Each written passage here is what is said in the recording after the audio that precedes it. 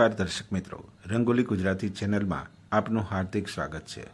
મિત્રો, જૂનાગઢના ભવનાથ ક્ષેત્રમાં ભવનાથ મહાદેવના સાનિધ્યમાં એક શિવ ભક્ત દ્વારા ભાવિકોને તિલક સેવા કરવામાં આવી રહી છે। સવારે 2:30 વાગ્યાથી લઈને આ શિવ ભક્ત મોડી રાત્રિ સુધી અહીં આવતા શિવ ભક્તોને તિલક કરી પોતાની જાતને ધન્યતા અનુભવે છે।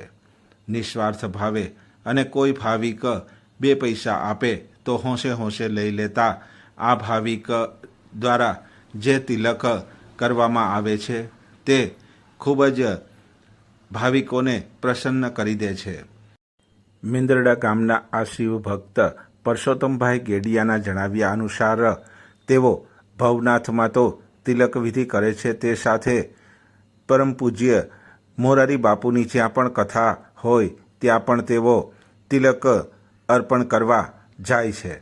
આ સાથે ભવનાથ ક્ષેત્રના અનેક સંતો મહંતોને તેઓ તિલક કરે છે અને અનેક સંતો પણ આ શિવ ભક્તને તિલક કરે છે।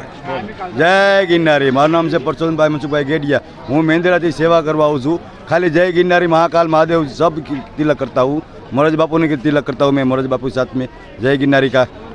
अने भवनाथ में जब सब आते हैं तब मैं सबको तिलक करता हूँ, फ्री में तिलक करता हूँ, जो देते हैं मैं ले लेता हूँ।